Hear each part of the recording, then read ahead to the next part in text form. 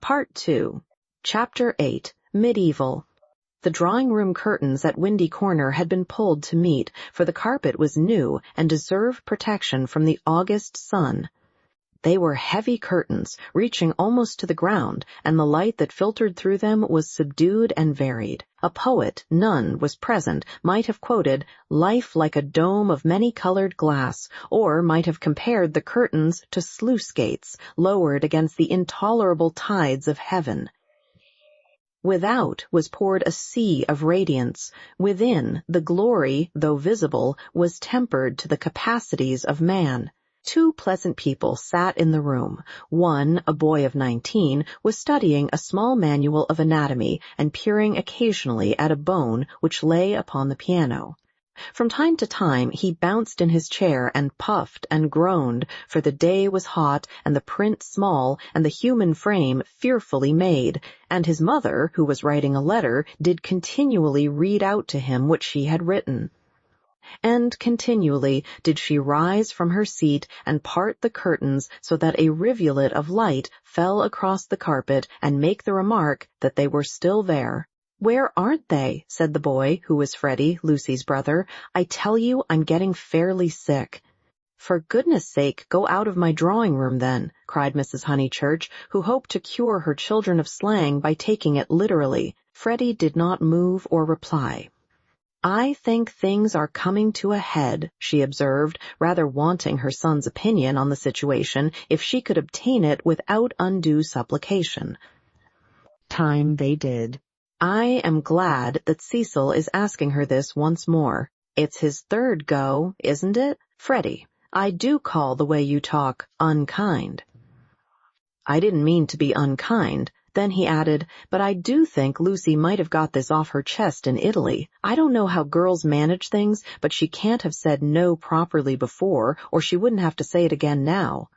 Over the whole thing, I can't explain. I do feel so uncomfortable." "Do you indeed, dear? How interesting." "I feel, never mind." He returned to his work. "Just listen to what I have written to Mrs. Vyse. I said, 'Dear Mrs. Vyse.'" "Yes, Mother, you told me. A jolly good letter." "I said, 'Dear Mrs. Vyse, Cecil has just asked my permission about it, and I should be delighted if Lucy wishes it. But," she stopped reading, "I was rather amused at Cecil asking my permission at all. He has always gone in for unconventionality, and parents nowhere, and so forth. When it comes to the point, he can't get on without me." "Nor me." "You?" Freddie nodded. "What do you mean?" "He asked me for my permission also." She exclaimed, "How very odd of him." "Why so?" asked the son and heir. "Why shouldn't my permission be asked?" "What do you know about Lucy or girls or anything? Whatever did you say?" "I said to Cecil, 'Take her or leave her, it's no business of mine.'" What a helpful answer! But her own answer, though more normal in its wording, had been to the same effect. "The bother is this," began Freddie. Then he took up his work again, too shy to say what the bother was. Mrs. Honeychurch went back to the window. "Freddie, you must come. There they still are."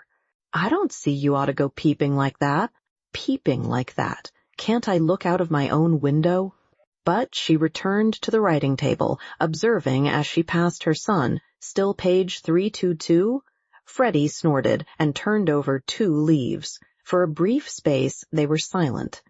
Close by, beyond the curtains, the gentle murmur of a long conversation had never ceased.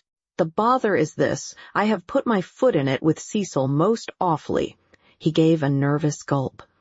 "Not content with permission, which I did give, that is to say, I said, 'I don't mind.' Well, not content with that, he wanted to know whether I wasn't off my head with joy. He practically put it like this: wasn't it a splendid thing for Lucy and for Windy Corner generally if he married her, and he would have an answer. He said it would strengthen his hand." "I hope you gave a careful answer, dear." "I answered, 'No,'" said the boy, grinding his teeth. "There, fly into a stew. I can't help it. Had to say it. I had to say no. He ought never to have asked me." "Ridiculous child," cried his mother. "You think you're so holy and truthful, but really it's only abominable conceit.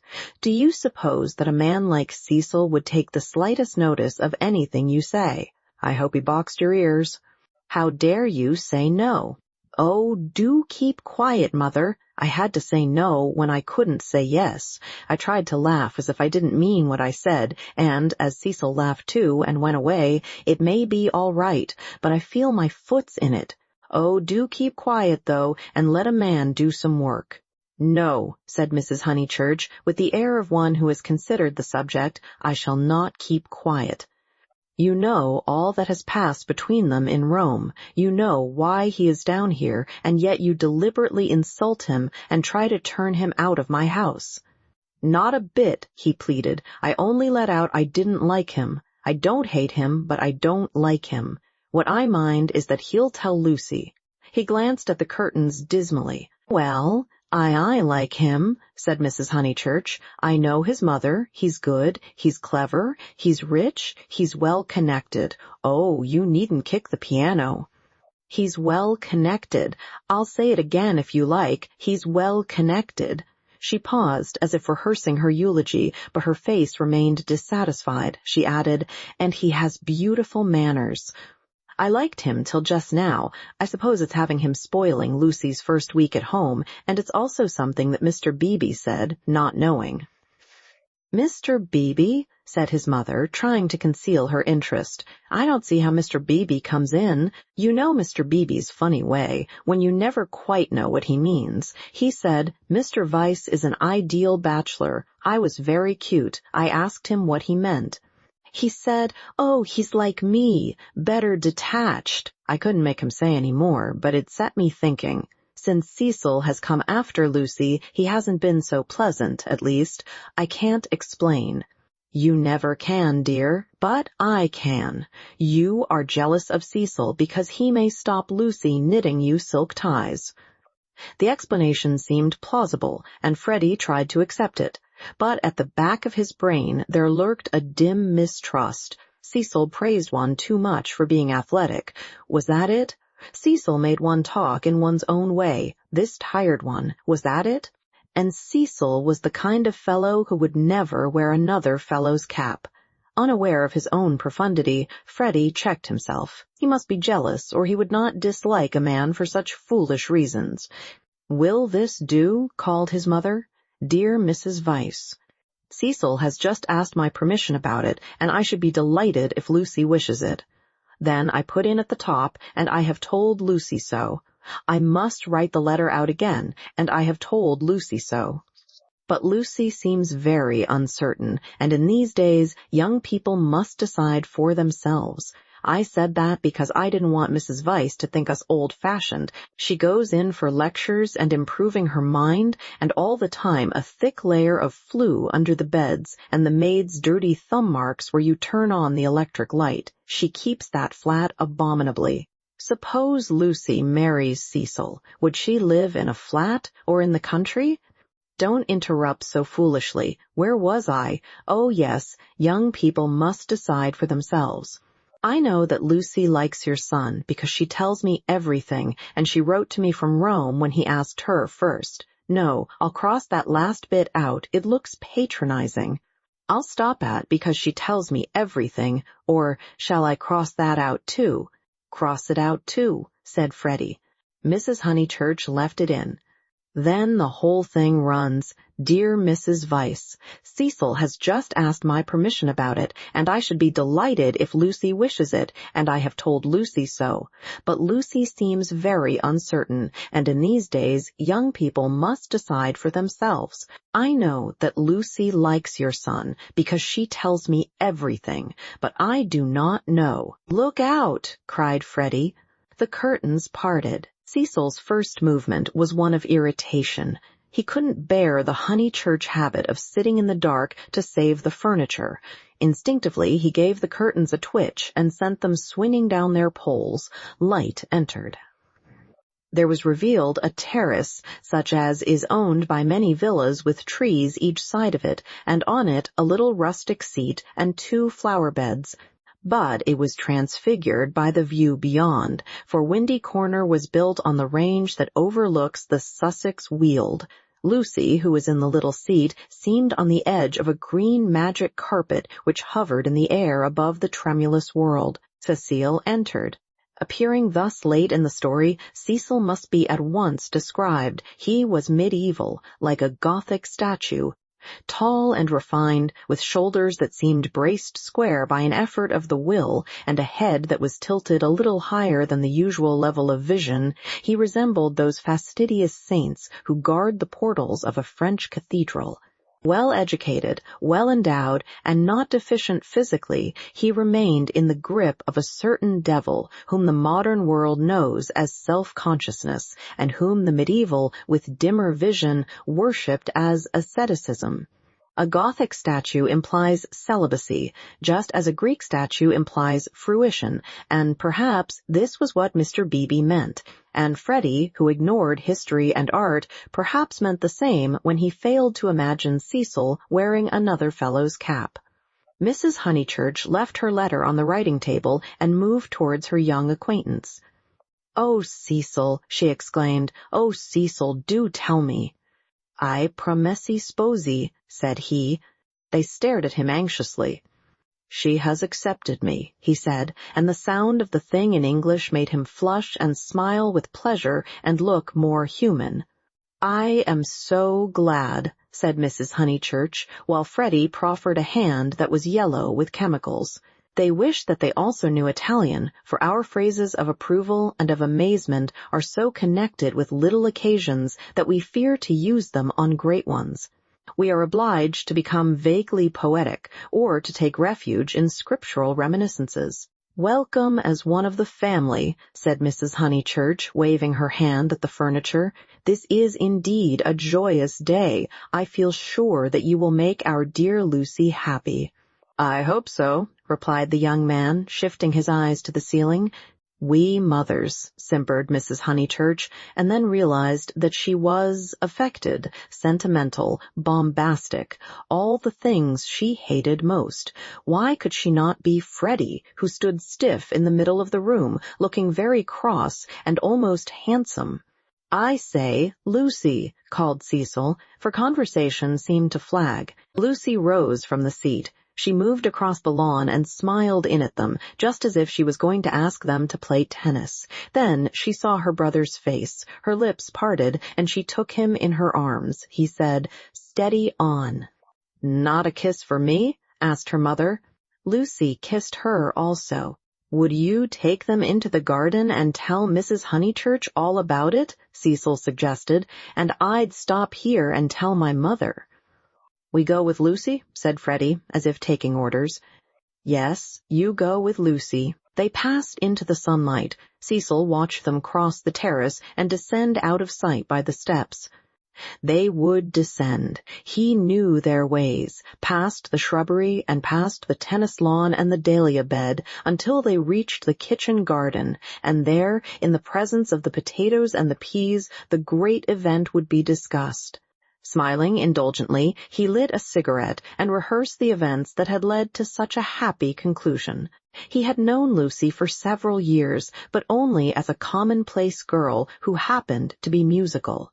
He could still remember his depression that afternoon at Rome, when she and her terrible cousin fell on him out of the blue and demanded to be taken to St. Peter's. That day she had seemed a typical tourist shrill, crude and gaunt with travel. But Italy worked some marvel in her. It gave her light, and, which he held more precious, it gave her shadow. Soon he detected in her a wonderful reticence. She was like a woman of Leonardo da Vinci's, whom we love not so much for herself as for the things that she will not tell us. The things are assuredly not of this life. No woman of Leonardo's could have anything so vulgar as a story. She did develop most wonderfully day by day. So it happened that from patronizing civility he had slowly passed, if not to passion, at least to a profound uneasiness. Already at Rome he had hinted to her that they might be suitable for each other. It had touched him greatly that she had not broken away at the suggestion. Her refusal had been clear and gentle after it, as the horrid phrase went. She had been exactly the same to him as before. 3 months later, on the margin of Italy, among the flower-clad Alps, he had asked her again in bald, traditional language. She reminded him of a Leonardo more than ever. Her sunburned features were shadowed by fantastic rock. At his words, she had turned and stood between him and the light with immeasurable plains behind her. He walked home with her unashamed, feeling not at all like a rejected suitor. The things that really mattered were unshaken.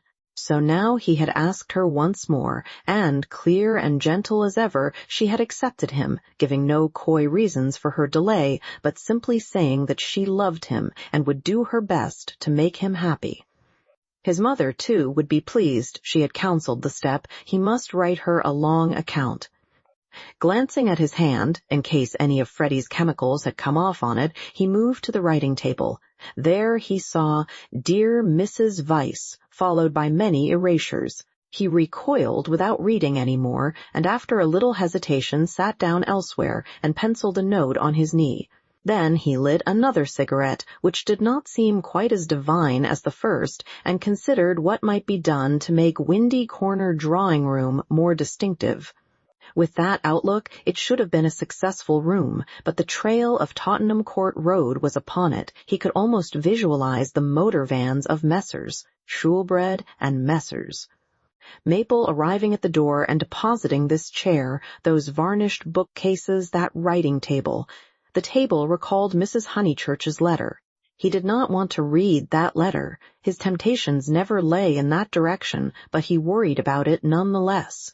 It was his own fault that she was discussing him with his mother. He had wanted her support in his third attempt to win Lucy. He wanted to feel that others, no matter who they were, agreed with him, and so he had asked their permission. Mrs. Honeychurch had been civil but obtuse in essentials, while as for Freddie, he is only a boy, he reflected. I represent all that he despises. Why should he want me for a brother-in-law? The Honeychurches were a worthy family, but he began to realize that Lucy was of another clay, and perhaps, he did not put it very definitely, he ought to introduce her into more congenial circles as soon as possible. Mr. Beebe, said the maid, and the new rector of Summer Street was shown in. He had at once started on friendly relations, owing to Lucy's praise of him in her letters from Florence. Cecil greeted him rather critically. I've come for tea, Mr. Weiss. Do you suppose that I shall get it? I should say so. Food is the thing one does get here. Don't sit in that chair, young Honeychurch has left a bone in it. Phooey. I know, said Cecil. I know. I can't think why Mrs. Honeychurch allows it. For Cecil considered the bone and the Maples furniture separately, he did not realize that, taken together, they kindled the room into the life that he desired. I've come for tea and for gossip. Isn't this news? News? I don't understand you, said Cecil. News? Mr. Beebe, whose news was of a very different nature, prattled forward. I met Sir Harry Otway as I came up. I have every reason to hope that I am first in the field. He has bought Sissy and Albert from Mr. Flack. Has he, indeed? Said Cecil, trying to recover himself. Into what a grotesque mistake had he fallen? Was it likely that a clergyman and a gentleman would refer to his engagement in a manner so flippant? But his stiffness remained, and, though he asked who Sissy and Albert might be, he still thought Mr. Beebe rather a bounder. Unpardonable question. To have stopped a week at Windy Corner and not to have met Sissy and Albert, the semi-detached villas that had been run up opposite the church? I'll set Mrs. Honeychurch after you. I'm shockingly stupid over local affairs, said the young man languidly. I can't even remember the difference between a parish council and a local government board. Perhaps there is no difference, or perhaps those aren't the right names. I only go into the country to see my friends and to enjoy the scenery. It is very remiss of me. Italy and London are the only places where I don't feel to exist on sufferance. Mr. Beebe, distressed at this heavy reception of Sissy and Albert, determined to shift the subject. "Let me see, Mr. Vyse, I forget what is your profession." "I have no profession," said Cecil. "It is another example of my decadence. My attitude, quite an indefensible one, is that so long as I am no trouble to anyone, I have a right to do as I like. I know I ought to be getting money out of people, or devoting myself to things I don't care a straw about, but somehow I've not been able to begin." "You are very fortunate," said Mr. Beebe. "It is a wonderful opportunity, the possession of leisure." His voice was rather parochial, but he did not quite see his way to answering naturally. He felt, as all who have regular occupation must feel, that others should have it also. "I am glad that you approve. I daren't face the healthy person, for example, Freddie Honeychurch." "Oh, Freddie's a good sort, isn't he?" "Admirable. The sort who has made England what she is." Cecil wondered at himself. Why, on this day of all others, was he so hopelessly contrary? He tried to get right by inquiring effusively after Mr. Beebe's mother, an old lady for whom he had no particular regard. Then he flattered the clergyman, praised his liberal-mindedness, his enlightened attitude towards philosophy and science. "Where are the others?" said Mr. Beebe at last. "I insist on extracting tea before evening service." "I suppose Anne never told them you were here. In this house one is so coached in the servants the day one arrives. The fault of Anne is that she begs your pardon when she hears you perfectly and kicks the chair legs with her feet. The faults of Mary, I forget the faults of Mary, but they are very grave. Shall we look in the garden? I know the faults of Mary. She leaves the dustpans standing on the stairs. The fault of Euphemia is that she will not, simply will not, chop the suet sufficiently small." They both laughed, and things began to go better. "The faults of Freddie," Cecil continued. "Ah, he has too many. No one but his mother can remember the faults of Freddie. Try the faults of Miss Honeychurch. They are not innumerable." "She has none," said the young man with grave sincerity. "I quite agree. At present she has none." "At present? I'm not cynical. I'm only thinking of my pet theory about Miss Honeychurch. Does it seem reasonable that she should play so wonderfully and live so quietly? I suspect that one day she will be wonderful in both. The watertight compartments in her will break down, and music and life will mingle. Then we shall have her heroically good, heroically bad, too heroic, perhaps, to be good or bad." Cecil found his companion interesting. "And at present you think her not wonderful as far as life goes?" "Well, I must say I've only seen her at Tunbridge Wells, where she was not wonderful, and at Florence. Since I came to Summer Street, she has been away. You saw her, didn't you, at Rome and in the Alps? Oh, I forgot, of course, you knew her before." "No, she wasn't wonderful in Florence either, but I kept on expecting that she would be." "In what way?" Conversation had become agreeable to them, and they were pacing up and down the terrace. "I could as easily tell you what tune she'll play next. There was simply the sense that she had found wings and meant to use them. I can show you a beautiful picture in my Italian diary, Miss Honeychurch as a kite, Miss Bartlett holding the string. Picture number 2. The string breaks." The sketch was in his diary, but it had been made afterwards, when he viewed things artistically. At the time, he had given surreptitious tugs to the string himself. But the string never broke? No. I mightn't have seen Miss Honeychurch rise, but I should certainly have heard Miss Bartlett fall. "It has broken now," said the young man in low, vibrating tones. Immediately he realized that of all the conceited, ludicrous, contemptible ways of announcing an engagement, this was the worst. He cursed his love of metaphor. Had he suggested that he was a star and that Lucy was soaring up to reach him? "Broken? What do you mean?"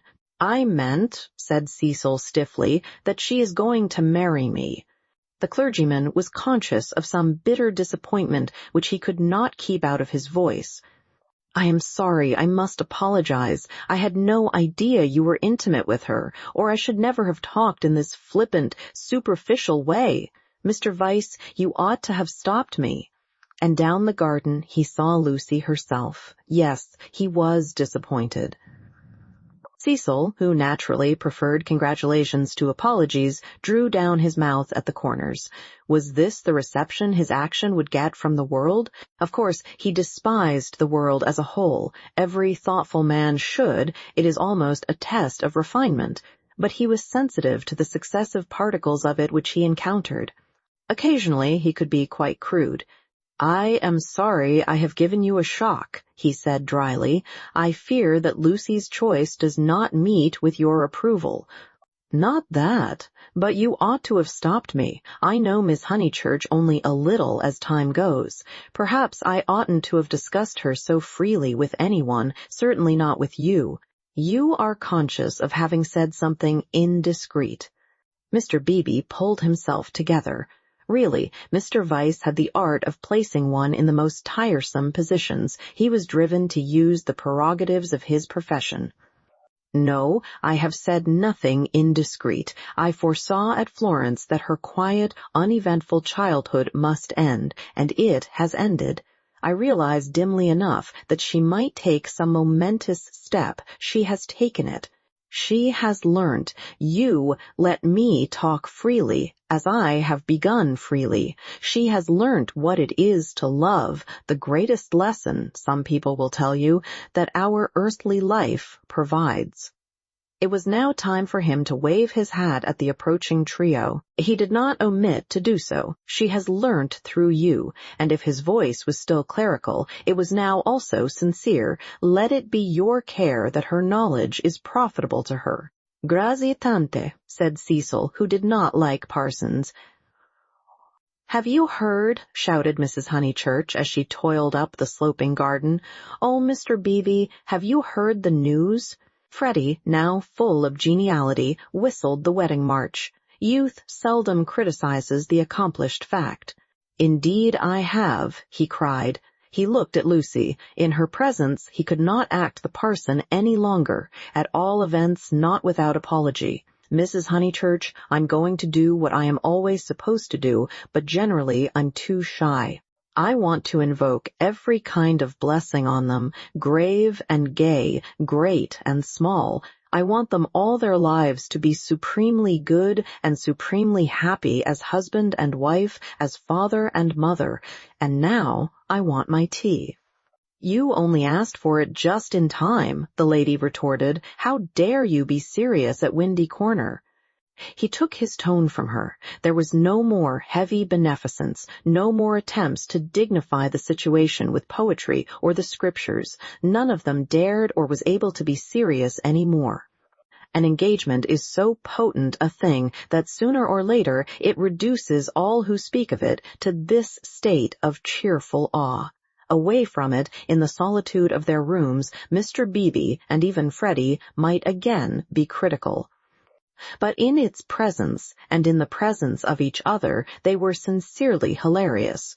It has a strange power, for it compels not only the lips, but the very heart. The chief parallel to compare one great thing with another is the power over us of a temple of some alien creed. Standing outside, we deride or oppose it, or at the most feel sentimental. Inside, though the saints and gods are not ours, we become true believers, in case any true believer should be present. So it was that after the gropings and the misgivings of the afternoon, they pulled themselves together and settled down to a very pleasant tea party. If they were hypocrites, they did not know it, and their hypocrisy had every chance of setting and of becoming true. Anne, putting down each plate as if it were a wedding present, stimulated them greatly. They could not lag behind that smile of hers which she gave them ere she kicked the drawing-room door. Mr. Beebe chirruped. Freddie was at his wittiest, referring to Cecil as the fiasco, a family-honored pun on fiancé. Mrs. Honeychurch, amusing and portly, promised well as a mother-in-law. As for Lucy and Cecil, for whom the temple had been built, they also joined in the merry ritual, but waited, as earnest worshippers should, for the disclosure of some holier shrine of joy. Chapter 9. Lucy as a work of art. A few days after the engagement was announced, Mrs. Honeychurch made Lucy and her fiasco come to a little garden party in the neighborhood, for naturally she wanted to show people that her daughter was marrying a presentable man. Cecil was more than presentable. He looked distinguished, and it was very pleasant to see his slim figure keeping step with Lucy, and his long, fair face responding when Lucy spoke to him. People congratulated Mrs. Honeychurch, which is, I believe, a social blunder, but it pleased her, and she introduced Cecil rather indiscriminately to some stuffy dowagers. At tea, a misfortune took place. A cup of coffee was upset over Lucy's figured silk, and though Lucy feigned indifference, her mother feigned nothing of the sort, but dragged her indoors to have the frock treated by a sympathetic maid. They were gone some time, and Cecil was left with the dowagers. When they returned, he was not as pleasant as he had been. "Do you go to much of this sort of thing?" he asked when they were driving home. "Oh, now and then," said Lucy, who had rather enjoyed herself. "Is it typical of country society?" "I suppose so. Mother, would it be?" "Plenty of society," said Mrs. Honeychurch, who was trying to remember the hang of one of the dresses. Seeing that her thoughts were elsewhere, Cecil bent towards Lucy and said, "To me it seemed perfectly appalling, disastrous, portentous." "I am so sorry that you were stranded." "Not that, but the congratulations. It is so disgusting, the way an engagement is regarded as public property, a kind of waste place where every outsider may shoot his vulgar sentiment, all those old women smirking. One has to go through it, I suppose. They won't notice us so much next time." "But my point is that their whole attitude is wrong. An engagement horrid word in the first place is a private matter and should be treated as such.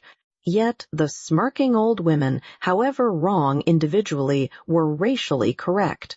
The spirit of the generations had smiled through them, rejoicing in the engagement of Cecil and Lucy because it promised the continuance of life on earth. To Cecil and Lucy it promised something quite different, personal love. Hence Cecil's irritation and Lucy's belief that his irritation was just. "How tiresome," she said. "Couldn't you have escaped to tennis?" "I don't play tennis, at least not in public. The neighborhood is deprived of the romance of me being athletic. Such romance as I have is that of the Inglesea Italianato." "Inglese's Italianato? E un diavolo incarnato. You know the proverb?" She did not, nor did it seem applicable to a young man who had spent a quiet winter in Rome with his mother. But Cecil, since his engagement, had taken to effect a cosmopolitan naughtiness which he was far from possessing. "Well," said he, "I cannot help it if they do disapprove of me. There are certain irremovable barriers between myself and them, and I must accept them." "We all have our limitations, I suppose," said wise Lucy. "Sometimes they are forced on us, though," said Cecil, who saw from her remark that she did not quite understand his position. "How? It makes a difference, doesn't it, whether we fully fence ourselves in, or whether we are fenced out by the barriers of others?" She thought a moment and agreed that it did make a difference.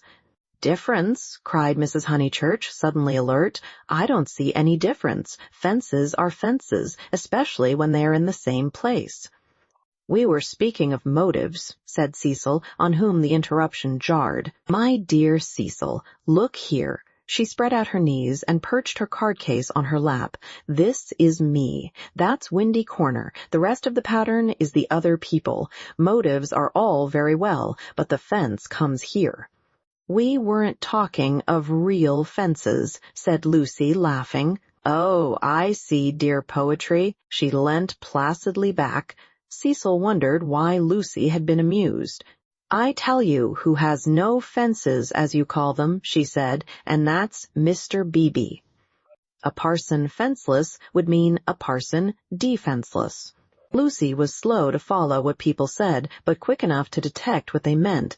She missed Cecil's epigram, but grasped the feeling that prompted it. "Don't you like Mr. Beebe?" she asked thoughtfully. "I never said so," he cried. "I consider him far above the average. I only denied." and he swept off on the subject of fences again, and was brilliant. "Now, a clergyman that I do hate," said she, wanting to say something sympathetic, "a clergyman that does have fences, and the most dreadful ones, is Mr. Eager, the English chaplain at Florence. He was truly insincere, not merely the manner unfortunate, he was a snob, and so conceited, and he did say such unkind things." "What sort of things?" "There was an old man at the Bertolini whom he said had murdered his wife." "Perhaps he had." "No." "Why, no. He was such a nice old man, I'm sure." Hessel laughed at her feminine inconsequence.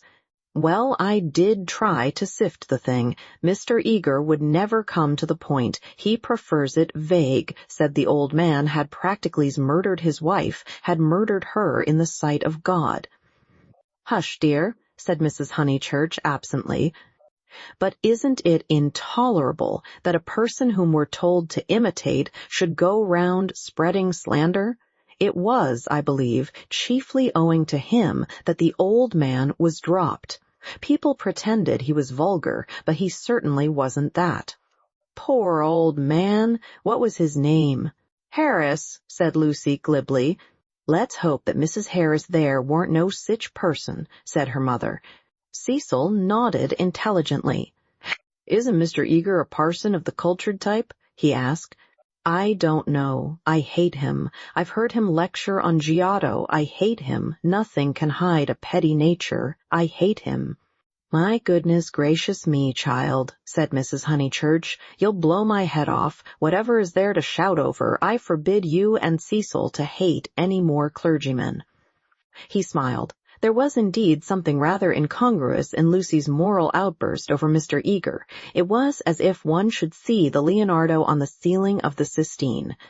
He longed to hint to her that not here lay her vocation, that a woman's power and charm reside in mystery, not in muscular rant.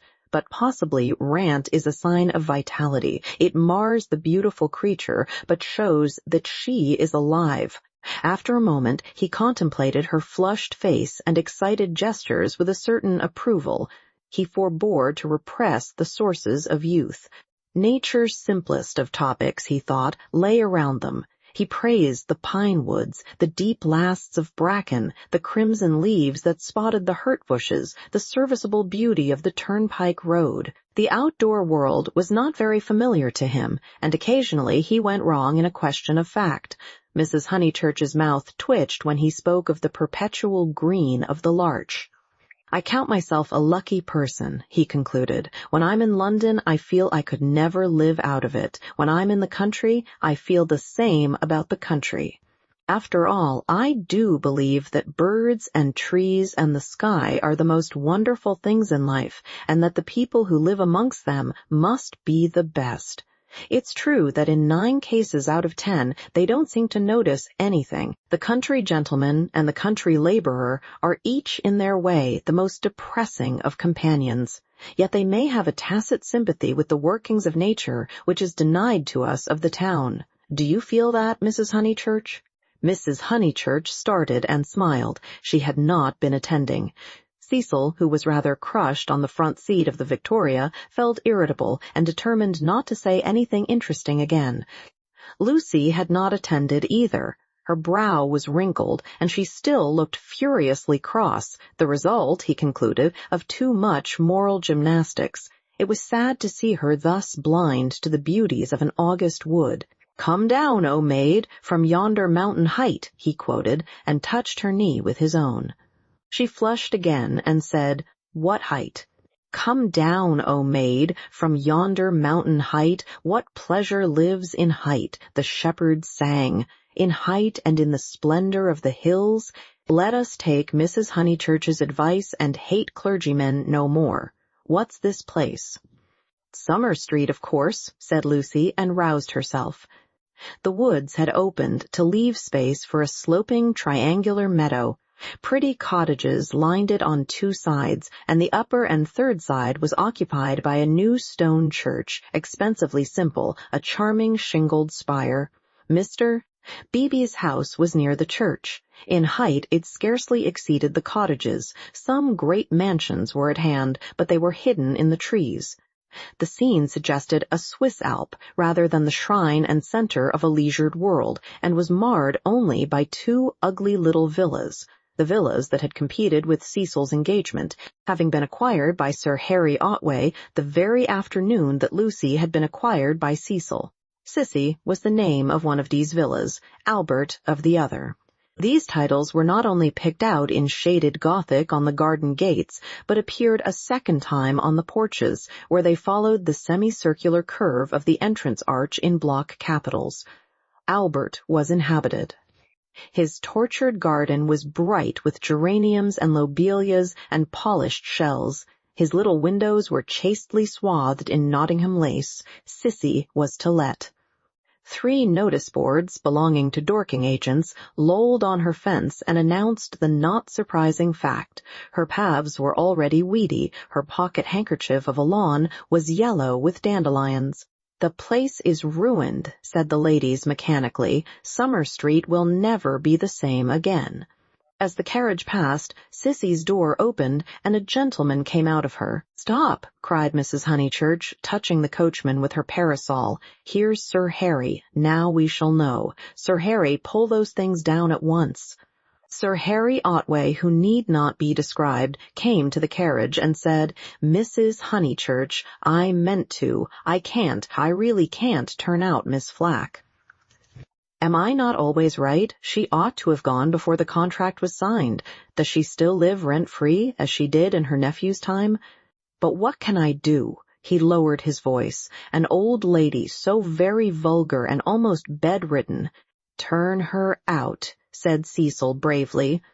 Sir Harry sighed and looked at the villas mournfully. He had had full warning of Mr. Flack's intentions and might have bought the plot before building commenced, but he was apathetic and dilatory. He had known Summer Street for so many years that he could not imagine it being spoiled. Not till Mrs. Flack had laid the foundation stone and the apparition of red and cream brick began to rise did he take alarm. He called on Mr. Flack, the local builder, a most reasonable and respectful man who agreed that tiles would have made more artistic roof, but pointed out that slates were cheaper. He ventured to differ, however, about the Corinthian columns which were to cling like leeches to the frames of the bow windows, saying that, for his part, he liked to relieve the facade by a bit of decoration. Sir Harry hinted that a column, if possible, should be structural as well as decorative. Mr. Flack replied that all the columns had been ordered, adding, "And all the capitals different, one with dragons in the foliage, another approaching to the Ionian style, another introducing Mrs. Flack's initials, every one different." For he had read his Ruskin. He built his villas according to his desire, and not until he had inserted an immovable aunt into one of them did Sir Harry buy. This futile and unprofitable transaction filled the knight with sadness as he leant on Mrs. Honeychurch's carriage. He had failed in his duties to the countryside, and the countryside was laughing at him as well.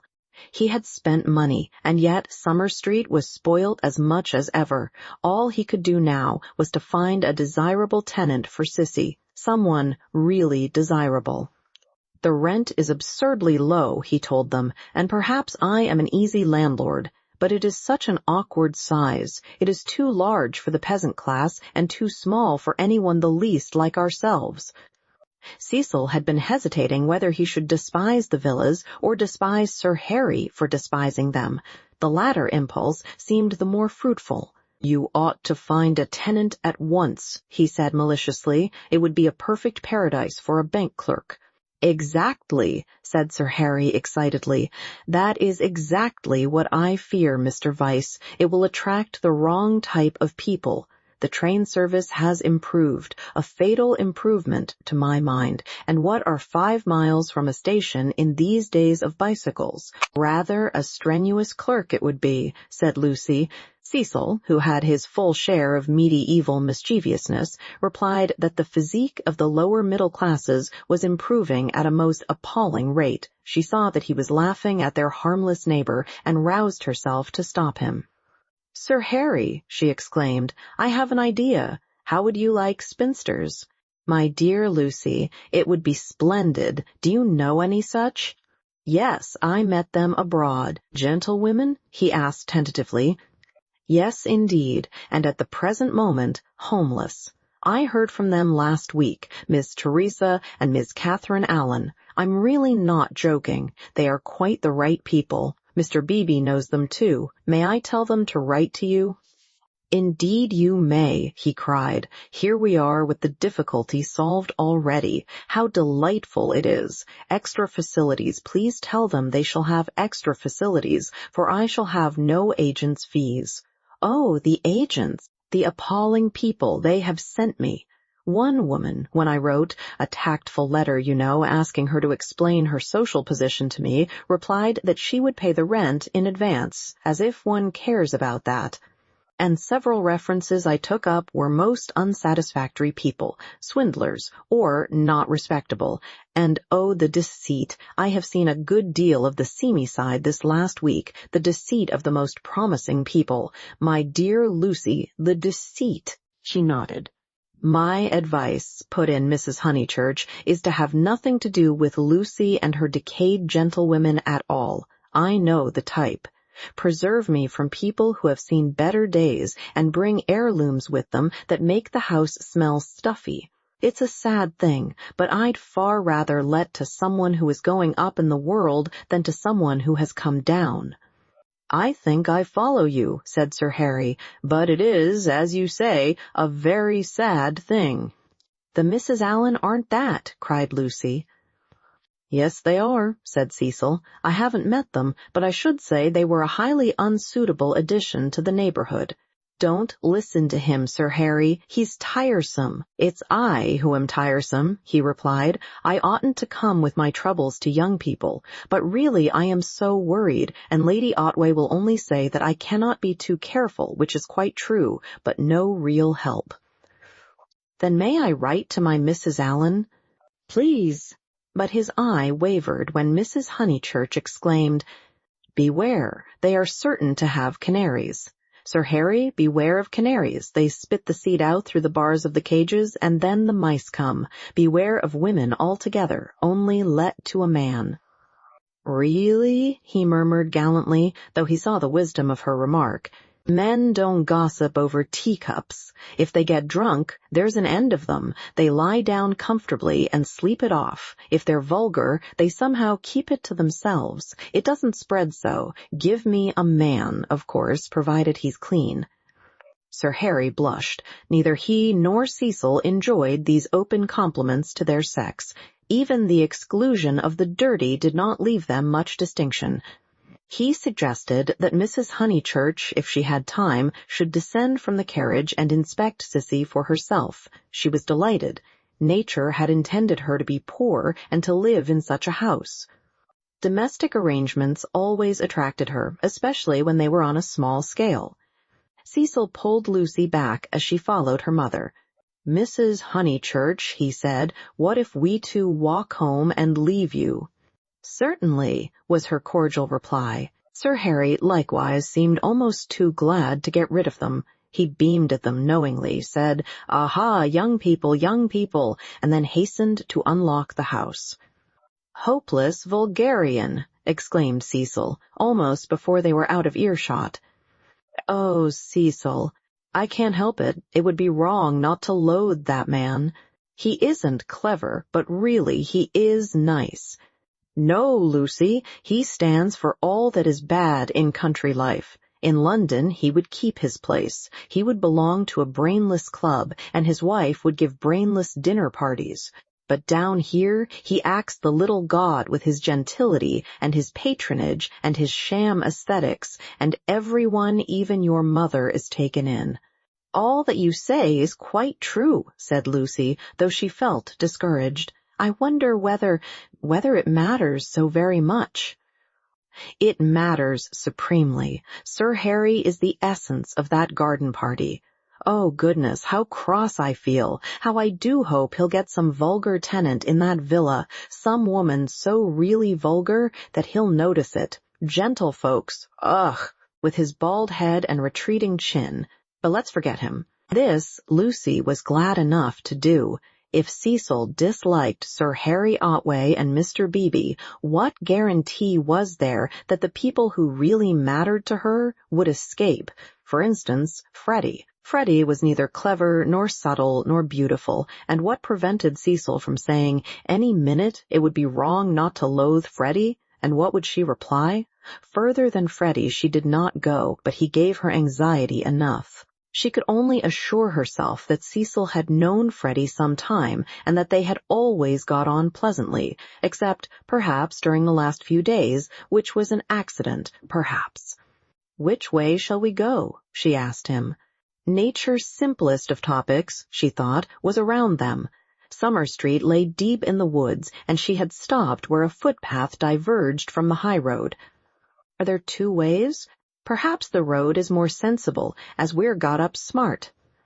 "I'd rather go through the wood," said Cecil, with that subdued irritation that she had noticed in him all the afternoon. "Why is it, Lucy, that you always say the road? Do you know that you have never once been with me in the fields or the wood since we were engaged?" "Haven't I? The wood, then?" said Lucy, startled at his queerness, but pretty sure that he would explain later it was not his habit to leave her in doubt as to his meaning. She led the way into the whispering pines, and sure enough he did explain before they had gone a dozen yards. "I had got an idea, I dare say wrongly, that you feel more at home with me in a room." "A room?" she echoed, hopelessly bewildered. "Yes. Or, at the most, in a garden or on a road, never in the real country like this." "Oh, Cecil, whatever do you mean? I have never felt anything of the sort. You talk as if I was a kind of poetess sort of person." "I don't know that you aren't. I connect you with a view, a certain type of view. Why shouldn't you connect me with a room?" She reflected a moment, and then said, laughing, "Do you know that you're right? I do. I must be a poetess after all. When I think of you, it's always as in a room. How funny!" To her surprise, he seemed annoyed. "A drawing-room, pray, with no view?" "Yes, with no view, I fancy. Why not?" "I'd rather," he said reproachfully, "that you connected me with the open air." She said again, "Oh, Cecil, whatever do you mean?" As no explanation was forthcoming, she shook off the subject as too difficult for a girl, and led him further into the wood, pausing every now and then at some particularly beautiful or familiar combination of the trees. She had known the wood between Summer Street and Windy Corner ever since she could walk alone. She had played at losing Freddie in it when Freddie was a purple-faced baby, and though she had been to Italy, it had lost none of its charm. Presently they came to a little clearing among the pines, another tiny green alp, solitary this time, and holding in its bosom a shallow pool. She exclaimed, "The sacred lake!" "Why do you call it that?" "I can't remember why. I suppose it comes out of some book. It's only a puddle now, but you see that stream going through it? Well, a good deal of water comes down after heavy rains and can't get away at once, and the pool becomes quite large and beautiful. Then Freddie used to bathe there. He is very fond of it." "And you?" He meant, "Are you fond of it?" But she answered dreamily, "I bathed here, too, till I was found out. Then there was a row." At another time he might have been shocked, for he had depths of prudishness within him. But now, with his momentary cult of the fresh air, he was delighted at her admirable simplicity.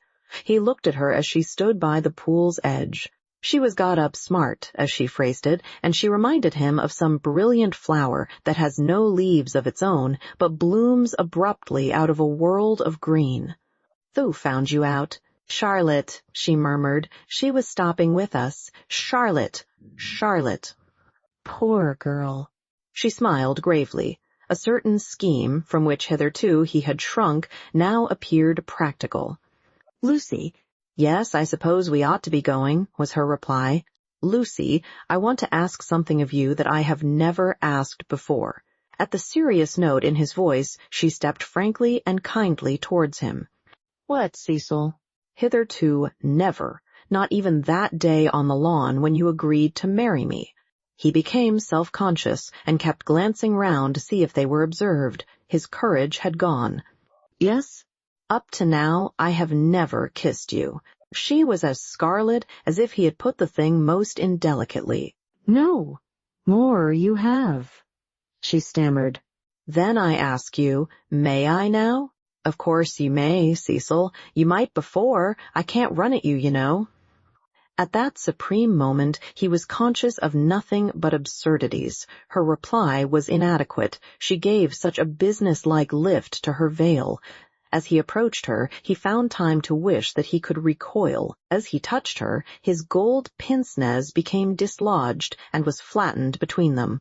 Such was the embrace. He considered, with truth, that it had been a failure. Passion should believe itself irresistible. It should forget civility and consideration and all the other curses of a refined nature. Above all, it should never ask for leave where there is a right of way. Why could he not do as any laborer or navvy, nay, as any young man behind the counter would have done? He recast the scene. Lucy was standing flower-like by the water. He rushed up and took her in his arms. She rebuked him, permitted him, and revered him ever after for his manliness. For he believed that women revere men for their manliness. They left the pool in silence after this one salutation. He waited for her to make some remark which should show him her inmost thoughts. At last she spoke, and with fitting gravity.